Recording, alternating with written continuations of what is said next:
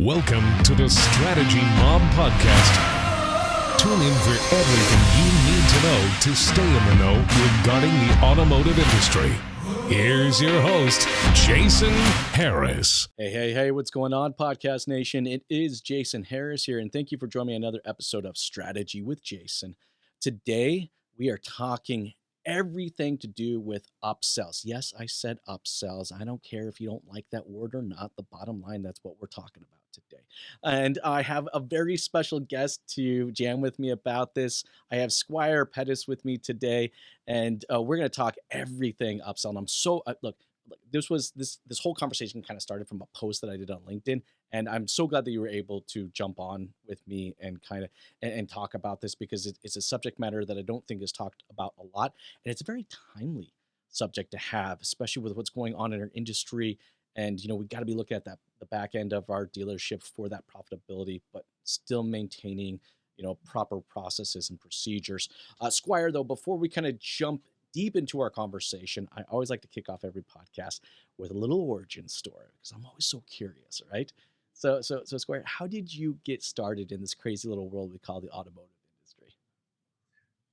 So interesting enough, I graduated college with an engineering degree, and I was in love with all aspects of engineering. Wanted to be an engineer, the engineer. I thought that was exactly what I wanted to and needed to do. So I applied for some engineering positions, got a phone call from a recruiter who was actually working for Bridgestone Firestone Tire and Service Center. Mm-hmm. Asked me did I want to have a part-time job until I got the big engineering job and started to work at a small Firestone store, working on vehicles, advising customers on what they needed. And I knew very little about the automotive business, but had a few mechanics that taught me how things work on a vehicle, what's important.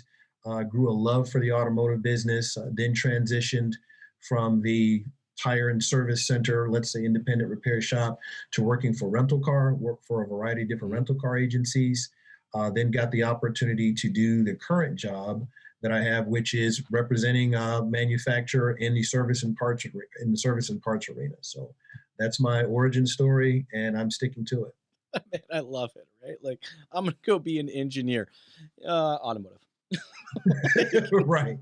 Dude, it happens so often, right? I mean, I was talking to the other guy the other day, and he's legitimately a rocket scientist. Like, that's his degrees in rocket science. Credentials for it. And he works in the automotive industry. And I'm just like, wow, talk about a zigzag to get to where you are.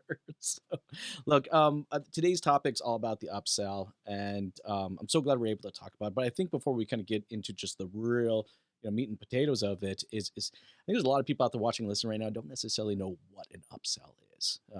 So let's start there, Squire. Like, how do you define an upsell? Well, the easiest thing that I would say is, so, on paper, what we define an upsell is anything more or anything larger that the client decides to purchase or we sell to them, or anything that they quote unquote take home other than what they came in for.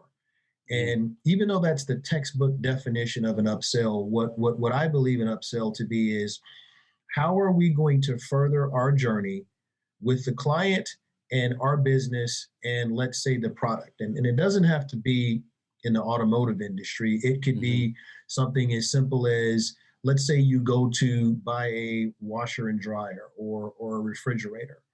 You went into the store to buy a simple washer and dryer, and the individual that is showing you the product says, well, what else are you going to do with this thing other than wash and dry? Well, I have these special dress shirts that I don't want to take to the cleaners. Mm-hmm.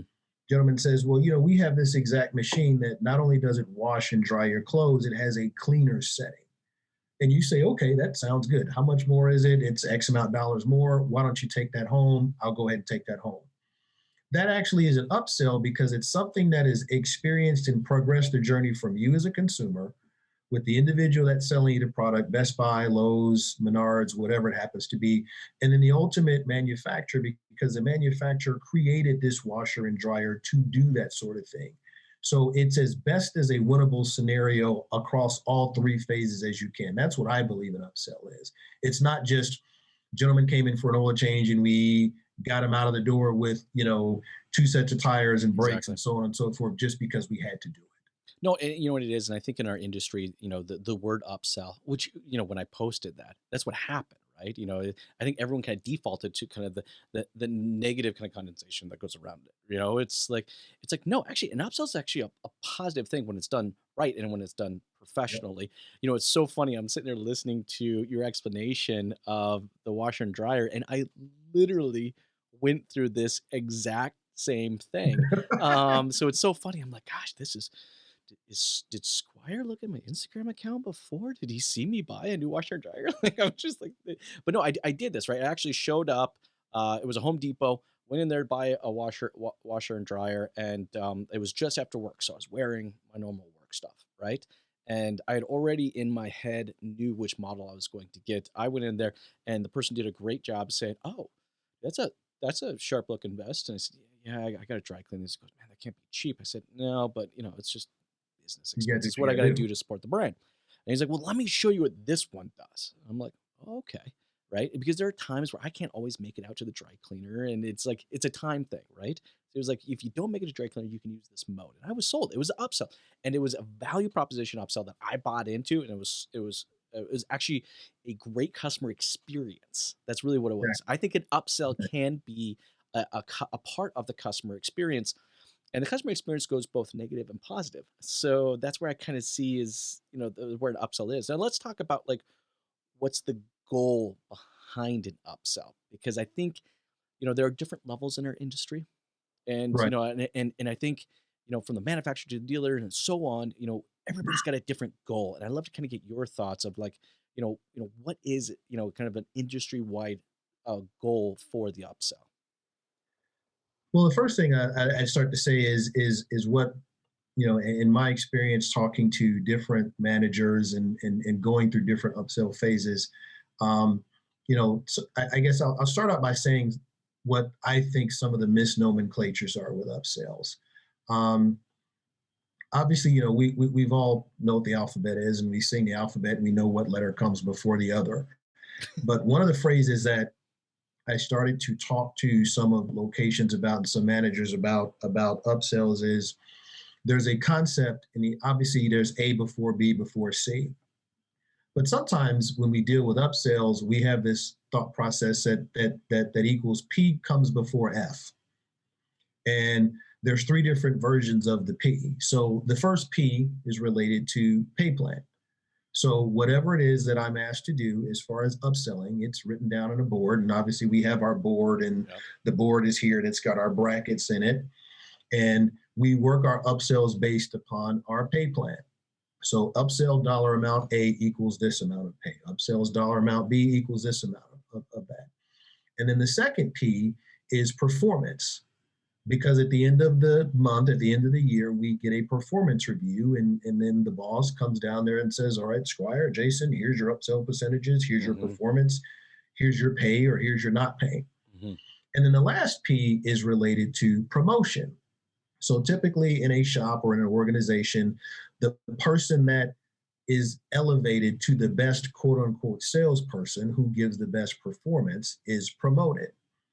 And all 3 of those P's we want to do in our organization before we get to the F, which is fired. So true. Traditionally, that's why I say P comes before F as far as the upsell proposition. And normally it's strictly based upon what that organization wants at that particular point in time. But very rarely, what we do with the upsell is we don't ask the question, how did the extraction or ask of more dollars to be spent, how does that help the customer feel? Exactly. And how does that help with the customer proposition? Or I go on to my second phrase, which is the month is better than the year. And sometimes people say, well, what do you mean? year is always better than a month. And it's like, well, it depends on when you look at it. So when you look at financial statements, they're month by month by month. And a lot of times when you look at, let's say, a dealership's CRM, or you look at a dealership's business tool, it's always, what are you doing for that month? Yes, a 30-day cycle. Right. So because it's a 30-day cycle, a lot of times the upsell is based upon where I am in the 30-day cycle, as opposed to the value proposition we may have year over year over year. A perfect example, I worked with a retailer, and they were not having a very good month over month cycle. Mm-hmm. And when they're not having a good month, sometimes you're not having a good month, and then you look at it, you have to review your numbers with your boss and review their numbers with their boss. And I did a deep dive into this store, but over the course of a 3-year running average, they had increased their service and parts traffic, profitability, repair order count, all metrics with the exception of their wholesale parts, because they actually canceled their wholesale division because the individual that ran it retired, were up over a course of 3 years, 18%. Wow. So I said to the powers that be, I said, why are we asking this store to have a January 2020 better than 19, Mm-hmm. and a February 2020 better than 19, and a March 2020 better than 19, knowing that the days don't always add up, the days of the week don't always add up, there's holidays and things of that nature. But at the end of the day, when you have a 365-day cycle, give or take, plus or minus your weekends, you're coming up with an aggregate increase of business. But that sometimes goes back to your pay scale. You get paid there's a 20% bonus. What's that? There's right. You get paid a 20% bonus if you raised your business this month versus last month. But when I raised it 40% 6 months ago, well, we're not really interested in that. We're just interested in the 20% you want to get today.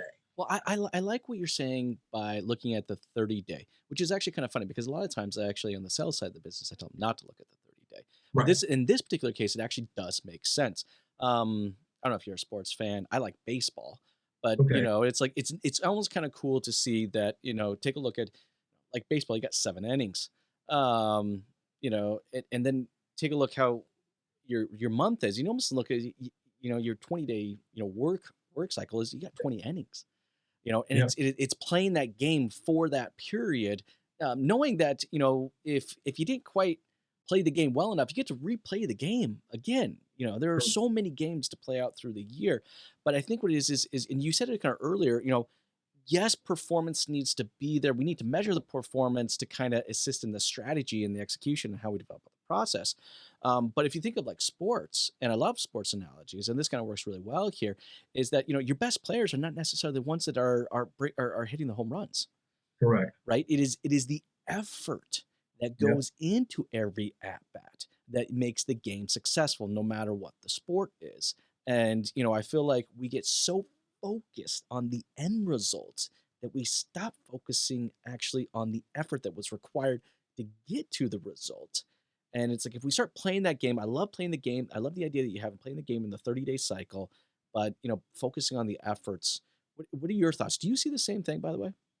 Well, interesting enough, baseball is the only sport that I know of in traditional history where you are exceptional at a 33% average. That's why I think baseball is so similar to us. But yeah, you're right, 100%. Baseball is the only sport where you're successful at a 33% average. Well, I would say that maybe probably retail car sales, because hypothetically speaking, a 20 to 30% closing ratio on a retail sales then is a good deal. So that's kind of the same way. Yeah. But other sports, I know you said you have podcasts in different areas, but in American football, right, in the NFL, you've got to complete a pass 60% of the time or better to be considered a good quarterback. Whereas in baseball, if you get up to bat 3 times in a game and you get 1 hit, we think you're a rock star. So the question is Is it because the sport is a bad sport? Is it because we've done it a bad way? No, that just seems to be what the effort, going back to the effort, that's what creates longevity over the course of a lifetime in that individual sport. Now, why is it that way in baseball and not with other sports? That I'm not sure of. But you're 100% correct when it comes to baseball. I find the interesting is even look, we could talk about hockey, talk about any of them, but I think the key thing is that in sports we're measuring efforts. Yep. And the efforts is what determines the result, what determines the results. And I feel like we get we build pay plans, we build processes focusing on results, not necessarily efforts. And I'm wondering if that might be one of the disconnects when it kind of comes behind, the upsell. It's like, look, I understand the goal is results, but Right. if you play sports, to your point with football, all right, the goal, yes, it's the results, but the goal is to hit that 60%. And then that's how you're measured, look, if you're hitting that 60% consistently, you're a good quarterback, Correct. regardless if your team lost. Yeah. Right. And I wonder if that's the kind of mentality we have to bring into the service department. What are your thoughts? In a service department, the answer to that question is 100% yes. And one of the things that begins sometimes to be a disconnect, specifically with car dealerships, and it's not anybody's fault. It just happens to be the way that things are. So when you have 100 customers that come into a car dealership in a day, and we want a 25% closing ratio. So at the end of the day, and Jason, you've seen this, right? You go out and you sit down with a GM, or you sit down with a GSM, or you sit down with a dealer principal, and you're going over all of your metrics. And individual says, "What's your closing ratio?" Well, it's 25%. So it says, okay. So the dealer says, "How many cars you want to sell next month?" "We want to sell 100 cars. So we go in there, we do the math. He says, "All right, 25% closing ratio. Want to sell 100 cars. We need 400 people to come through the store. 25% closing ratio, that's 100 cars. All right, hallelujah. How do we get the 400 people to come into the store?" Whereas in service and parts, what's interesting is that if you have 100 clients coming into your dealership in a day, the odds of 75% of those clients not purchasing anything is slim to none. Yep. So for the most part, if you have 100 customers coming into your store in a day, and let's take out the ones that come for the complimentary car wash or your air filter checks. I mean, ones that we write up a legitimate repair order. 85% of them are going to purchase something. So with that being said, we've already reached the quote unquote pinnacle of being the good quarterback. We've already reached the pinnacle of getting a base hit. And I think sometimes we judge the results with the service and parts department by saying, how many home runs can we hit? Exactly. Or how many touchdown passes did we get? As opposed to saying in the NFL, did you catch a pass and get me 3 extra yards? Yeah. Did you get on base in baseball, right? Like it's Right. that measurable. It's too often we want to go from here to here, right? And we want to forget about all the 13 steps that are required in between there. But as long as we get to here, so and that's what I'm going to say. Like, so like we were, this question kind of was developed around goals, right? And I understand that manufacturers got goals, dealerships got goals, the advisors got goals, the service manager has goals. But I have seen, and this is just kind of through my experience, I've seen some of the most successful service departments out there, truly successful. We're talking happy advisors, happy customers, all right? Major profitability is that their goals are not necessarily always around the results, but their goals are based on their efforts. Yep. It's that at bat. And I'm curious if you've seen the same thing, because I know you've worked with a lot of good dealers as well. So something that I think manufacturers are doing a lot more of, and I think they should look into, is things such as your repaired on the first visit scores or your customer advocacy goals. When I worked in rental car, my first regional manager was a guy named Sam. He always told me he wasn't the most educated man in the room, even though he had a master's. And his conversation to me is, he said, "Here's what I want you to do, son." He said, "Can you get him to come back?" And I said, "Well, what do you mean?" He said, "Can you get him to come back?" And I said, I guess I don't understand. They said, he said, I went to class and they talked about making profit and renting the cars and making sure that you charge the most amount of money for the cars and making sure that you cut your expenses. He said, I don't give a hoot about any of that. Can you make them come back? I like this guy. And I said, well, I guess I can. He said, that's what I'm worried about. He said, if they spend $100 million with you today and you make your money off of it today and they don't ever come back, you got to find somebody else to spend $100 million. He said, can you make them come back? If you make them come back, then we make more money. Then everybody's happy. Then I don't have to come down here and yell at y'all. And that was what I started to tell some of my employees when I got a management job. I said, the longevity, the repeat business, can you make them come back? Yes. I said, if you can get the client to come back, everything else is going to fall by the wayside and everything else is going to work in our favor. So when we come to goals, and I know there's not a necessary number to look at that, but sometimes business growth is how many more customers did you have tomorrow than you had today? And part of that equation is the easiest way to get more customers tomorrow than we had today is to keep the amount of customers that you have today and then work with the existing customers that are going to come into the pipeline because their car's going to be traded in or they're going to need more work or it's going to age. But the thing is, I think sometimes we forget about the clients that we lose, either because maybe we didn't pay attention to them, let's say it's not part of our pay plan, or maybe we don't think that they're important. Sure. No, it really kind of is, right? I think, but I think it's pay plan. I think that's where the disconnect is, right? It's like, do we necessarily compensate? We're compensating for results. We're not necessarily compensating for the efforts. And are they coming back? Right. Look, we measure. We'll measure our service managers, I guess, results based on their retention.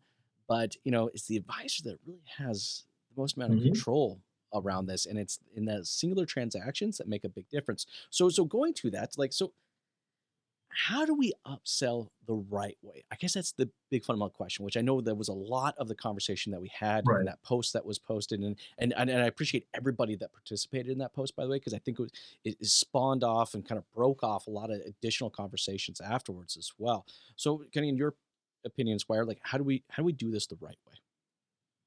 So the one thing that I would say, which is most important, is, and I know, Jason, you mentioned that in the beginning when you started to talk about, what is it, an upsell? Is it a recommendation or whatever it is? Bring it into what technically the job is. We have service advisors, and that's what we call them. And we don't call them service salespeople. We don't call them service recommenders. We don't call them, customer experience specialists. We call it a service advisor. So essentially, what we should be doing is we should be measuring what the service advisor is doing as far as advising the client based upon what the vehicle is showing that it needs. And sometimes it's based upon a computer projection. Sometimes it's based upon manufacturer recommendations. And sometimes it's based upon an interaction with the customer. But a lot of it should be, what is the advice that the client is giving you? And once you have that conversation with the client to find out what it is you are to advise, and not to quote unquote make a political term out of it, right? But the United States Senate is supposed to advise and consent. So you advise the client of what's going on with your vehicle. Here are your tires. They're at 630 seconds or 530 seconds, right? Here it is. And let's say it's in the yellow. So what that means is, I don't want you to buy tires today, okay, even though it would be a good thing. But in the course of time, let's say before it gets colder out, or let's say before winter season comes, or let's say before you go on that road trip, we don't want them to get into the red. Yeah. So what I'm going to do is I'm going to give you a price on these tires, right? I'm going to give you a price on the 4 tires because here's where there are, and here's where it's going to cost today. Here's your 30-day price guarantee, because that's part of the thing that we do. And then I'm going to say, is this something that you'd like me to add on to your repair? Customer says, yes, we've quote unquote made an upsell. Hallelujah. All right, we've done that good thing. And let's quote unquote ring it up.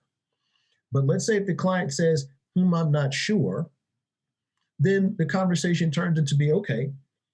Technically, the client hasn't said no, meaning I don't want to buy it, Yes. but the customer says I'm not sure, meaning either I'm not sure that I want to spend the $6, $8, $9,000 on a set of tires because they're quote unquote not cheap, or maybe I want to look for a better option, or maybe I want to look at something better. But they haven't necessarily told me I just don't want to buy what you want me to buy Yep. now. But too many times when an advisor does that and the client says, I'm not sure, and then let's say the product doesn't get sold or added on to the repair order, going back to pay plan and performance, the advisor gets quote unquote dinged because they did not sell it. And you got a technician that says, "Oh, well, you can't sell anything." And you got a manager that I makes fun know, of him when he right? goes into the break room, right? All of that stuff. And instead, all that I've done is I've advised the client, and the client. The beautiful thing about that is, even though I've told the client, showed that they've got the multi-point You inspection, all did that the other stuff, job, and the you client's did it never right. told me you're a lying sack of baloney. that I don't believe that I need that. So that's one of the processes on advising and consent and Now, I upsells that I think love we're that missing. process, and I think that's what it is that I think one of the goals have to be that service actually needs to be a goal, right? And and I mean service levels, meaning how Yep. do you service the customer, right? And that needs to be a goal, because I find when it is a goal, then we can actually reverse engineer backwards to develop processes that maintain that level of service. Okay. And but my question is for I don't find that necessarily seems to be a big goal. I guess that's what it is. I guess that's my concern is I don't necessarily find in a lot of dealerships that the service or the satisfaction that they'll look at their SSI scores or CSI scores or whatever it is, right? And as long as they're hitting this number, it's acceptable. And then like they don't need to change or do anything else. It's got this acceptance of mediocrity. I guess that's what it is, right? But like it's like I love the process that you just defined. Now I'm thinking like I'm a dealer principal or I'm a service manager out there. And I'm listening to our conversation right now. I love that process, Squire. Now, how do I ensure that is the process that gets executed every single time at my dealership? What would you say to a dealer like that? Well, let's go back to our sports analogy. Hmm. Um, let's take MLB. You got a batter that you signed onto your team, and you're paying him 6, 8, 20, 30, $40 million a year. Yeah. Guys got 180 batting average, 18%, or 200 batting average, and we're not winning enough games. Yep. Well, what do? You go to your strength and conditioning coach, you go to your batting coach, and you sit this guy in the batting cage, and you throw balls at him, Yes. I and like you that. say we're going to go to practice. I mean NFL. The Tom Brady's, the Peyton Manning's, the Aaron Rodgers, insert name here, the Patrick Mahomes, the greatest quarterbacks that we've seen, the Brett Favre's, all of Hmm. them, the Jim McMahons in the 1980s Bears. You take all of these individuals and you say, here's what we're going to do. We're going to go to practice and we're going to run routes and we're going to throw balls at each other. On the defensive side of the ball, the Ed Reeds, the Ray Lewises, the Ray Nitschkes, the Bronco Nagurskis. You practice Hmm. until you know what to say repeatedly over and over and over. And what's interesting is too many times we do these things on the new and used car, quote unquote, variable side of the house. We have sales seminars and we're going to bring in Oh Jason yes. and we're going to have Jason teach our guys how to sell and we're going to do all this other stuff. And then we go into services. You guys have a seminar? Well, we talked about upsells, we talked about objections, and the guy made us watch video, and that's kind of it. Did you do anything else? Well, no, that's what we did. I don't see the service teams going to practice I love that. as much as the sales teams. In fact, I see 100%. technicians who repair vehicles go to practice more often because they're required to go to a training class to keep their skill levels up. I don't see service teams going to practice. And I think that's because as an industry, our goal is to service the vehicle, but to service the customer, all right, has always in our heads have been a byproduct of how well I service the car, but it's not. It's an entirely different process. And to your point, you got to practice the living crap out of that. Yep. It is not necessarily that's just going to be something. I mean, look, there are some people that are natural at it. I've hired advisors that I was just like, wow, you took to this thing like a fish in water, right? And they just naturally know how to service the customer and service the vehicles needed at the same time and find that appropriate balance. But I think a good chunk of them out there do not. And to your point, we don't go to practice. Yep. And I love that. And that is, I think the proper way to, upsell the right way is going to practice. Now, I want to take this practice analogy a little bit farther because I think there are some people that are listening, watching, they're agreeing with us. Like, okay, I kind of like this, guys. I like what you're saying. Now, what would be, the top 3 things that you would practice on a regular basis to ensure that the advisors are servicing the customer and servicing the car and balancing that out? Well, the first thing that I would do is I would have, and it's a little different, I would have a sales and service meeting. And I would bring my sales consultants that, quote unquote, they're rock stars if they, if they've got a 25% closing ratio. Yeah, exactly. And then I bring my service advisors in there where hypothetically 65 to 85% of the clients are going to buy something. Yep. And I would sit them across from the room with each other and I would say, let's hear some objections that you all hear. And your sales team, new and used, are going to say, okay, well, sometimes it's about payment and sometimes about down payment. Sometimes it's about finance rate and sometimes it's about this. And every customer may not understand what any of those things mean. But at the end of the day, most sales teams, new and used car, they know when that client has a smile on their face because they've seen the nice red Corvette or they've seen the nice black with the tan interior Alfa Romeo, or they've seen the Porsche that they want, right? We know that the product desire is there.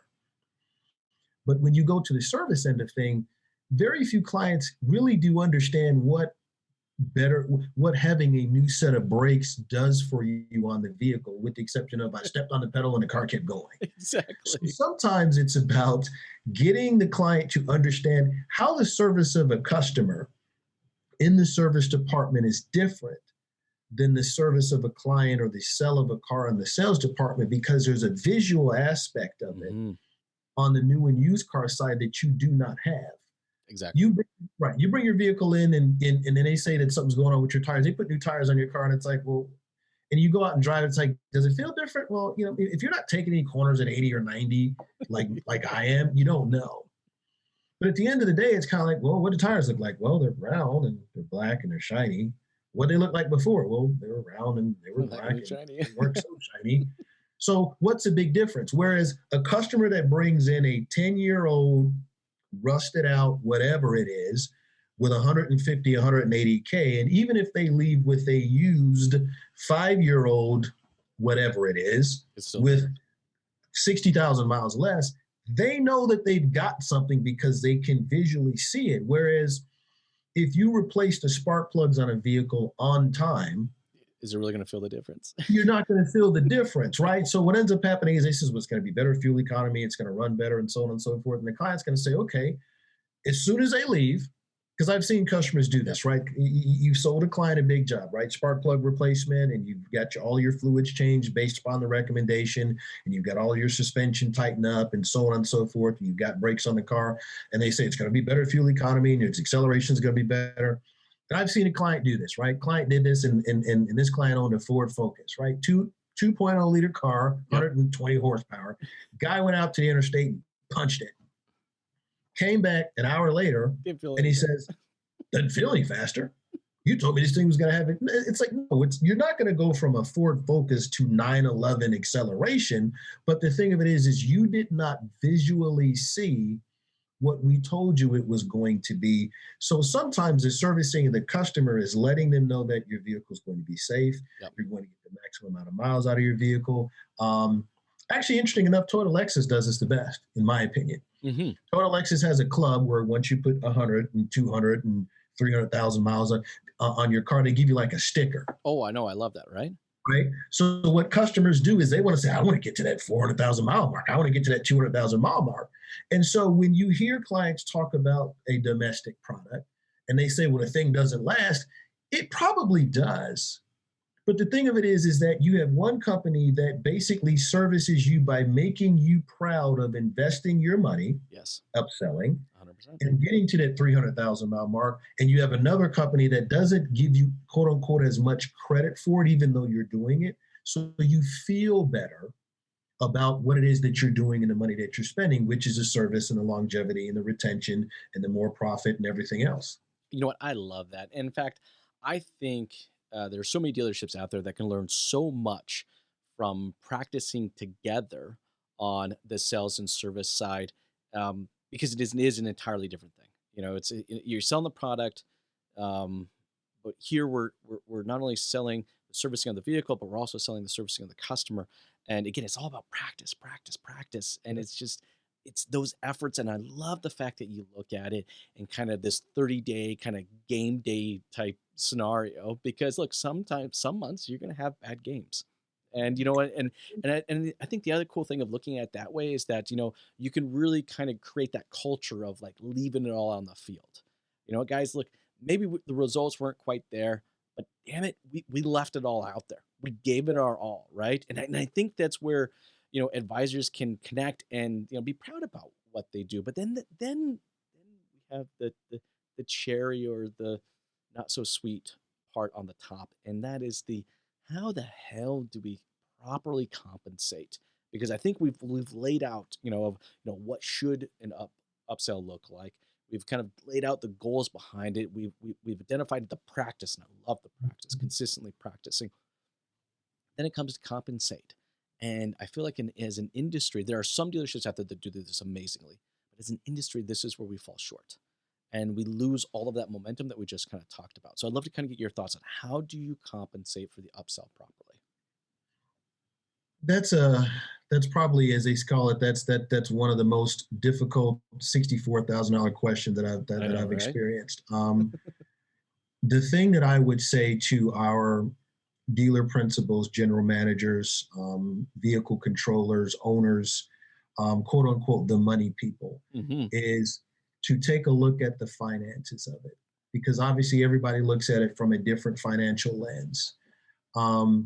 So I think the first thing that we would look at is we would try to say, okay, what is the ultimate goal that we would, I say, like to spend? And how do we make that work for all parties?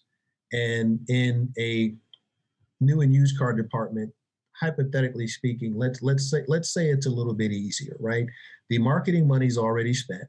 We've already spent some money to get the client into the door. So that money comes off of the overall profit thought process. And then we're going to interact with the customer to get them to enter into a transaction. That transaction has a financial dollar amount. And then there's the sale of the vehicle. There's the finance of the vehicle. Sometimes there's accessories put on the vehicle, things of that nature. But at the end of the day, we get to a number. Mm-hmm. And what a lot of dealership owners do, because of what guidelines that they have, corporate guidelines, NADA guidelines, 20 group guidelines, they say, here's your percentage that you need to have. And as long as that percentage is equal and it makes sense and everybody's happy, that's normally what we go into. But the thing of it that we do is, in the service and the parts arena, what we don't sometimes realize is this.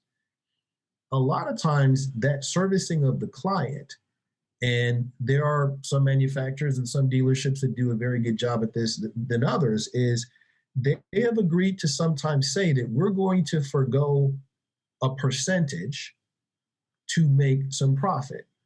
Yes. And it's not always easy to do when you're talking to quote unquote finance individuals, right? Because there's a percentage of this is what you're supposed to make, X times Y equals Z, so on and so forth. And we don't have time to quote unquote really think about that fudge factor of what happens next time.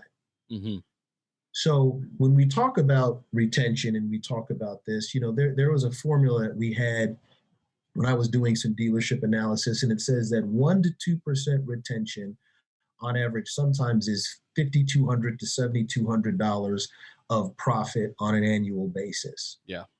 So a lot of times when you present that to an owner, the owner's going to say, okay, I get that, great. But in true business terms, instead of tell me, show me where that money comes to the bottom line. Mm-hmm. And so what you do is you have to do a financial analysis, no different than if you have an owner going into when a manufacturer comes out and says, hey, we need you to sell 20 cars this month. The owner's going to say, okay, 20 cars multiplied by this much gross, plus by this, here's my incentives, here's my round number. A lot of times in service and parts, it's really not that easy because there's overhead and there's, let's say, absorption things, and there's things that go into fixed operations that we always don't know about. But sometimes to go into compensation, what I think should be best is let's take a decent enough base money. You want to call it salary, you want to call it draw, you want to call it whatever it is. Here's your base amount of money that we're going to give the department for running. And if we're going to base it upon this percentage, this is a percentage of overall profit that the store is going to make. And we're going to give you some compensation for increasing that basic amount. Okay. So if we make $100,000 a month in gross profit this month and it goes to $120,000, it's a $20,000 increase, you get a percentage of that 20 grand. That makes sense. Yeah, 100%. But then we're going to go to say, okay, because you did that and you kept your clients happy, we believe that we're going to increase that, let's say, by another 20% over the course of the year. Yeah. So hypothetically, what we do is we may save a little bit of that money to then give you a retention bonus, because at the end of the day, going back to my good business manager, Sam, as long as you get them to come back, we're going to have that money and we're going to have that profitability stored up. And one of the things about service and parts, which is a little bit different than new and used car sales, sometimes your marketing to get the client back isn't sending out 2,000 emails saying, hey, we need your car, we want you to come in. Sometimes it's calling customer up and says, hey, Jason, I know you were here last month, and I know you're at 30,000 miles, and I know that you didn't want to do the spark plugs in because you're a little tight on funds, and I get that, I understand that, but you're probably around 40K right now, and I know that we should have did it at 30. Can we get you to come in at the end of the month to do this one service? Sure. Right? Now, you're either going to say, yes, I am, or you're going to say, no, you're not. But you're probably not going to tell me I don't need the spark plug replacement because we agreed that it needed to be done the last time I was there. Well, that's that proactive, servicing of the customer and servicing of the vehicle that we're kind of talking about, right? Right, exactly. I think what I find is that, I think there needs to be a compensation for the effort, and there has to be a compensation for the results. And I find we're way too skewed towards the result side. When we know the more time that we focus on the efforts, the results come. But those efforts is what ensures the servicing of the customer. The correct efforts. Exactly, the correct efforts. Yes, the correct efforts. Right. So I gotta agree with you there. Yeah, gotta agree with you there. And a lot of times that's what I think sometimes is missing. But going back to my analogy with the professional sports team, sometimes we don't have, or we didn't put in place, or maybe we just forgot to put a strength and conditioning coach. In quote unquote, in the good old days, you had a head coach, you had an offensive guy, you had a defensive guy, you had a guy that did special teams. And some of these teams start to put in a strength and conditioning coach. And some of the guys says, well, why do you want to spend money on a strength and conditioning coach? Well, here's why. Because a strength and conditioning coach gets you healthier athletes that do not get injured as much. Yes. That are able to go to practice and practice harder and get better at their jobs. Well, how does that help us win games? Well, if Tom Brady's hurt, you're going to win the game? Well, probably not. Exactly. Guess what you got to do? You got to keep him healthy. So it's the same thing with whatever sport you want to go into, right? I mean, I can't remember who the guy was because I'm not that big of a hockey fan. If your star goalie's out, yes, right, you're getting 5 goals scored on you, bro. You ain't winning no cup that way unless you score 7, and that normally doesn't happen. So guess what? You got to keep that guy in the pipes. So guess what you got to do? That's what the strength and conditioning coach is. You got to hire a strength and conditioning coach to keep these individuals at tip-top shape. And if you do that, then guess what? That's what's going to help you. And sometimes we forget to hire the strength and conditioning coach, or it's not in the budget, or we're not 100% sure, or we're not sure what it's going to do. That's where the practice comes in, and that's what's going to You're help. so right, and I find there's a bit of a disconnect there. What ends up happening is I find a lot of service departments are focusing on the execution of the department, so the day to day, right? Yep. But then the growth factor kind of fades away. So it almost kind of becomes a leadership thing. It's almost kind of tails off into a whole nother podcast topic that we could talk about. Is what is the responsibility of leadership within the service department? And again, how well do we train the leaders in our service department? I mean, is this, I don't think this is something, what we're talking about here doesn't necessarily come natural for a lot of people, right? It is something that kind of has to be trained, has to develop over time so that you can be that strengthening, coach and development coach. It's so I think what it is for all the dealers and service managers out there listening, it's taking that proactive approach, to the upsell, making sure that your goals are around the efforts, not always the results. Because look, we get it. We get you want results, right? Like that's there.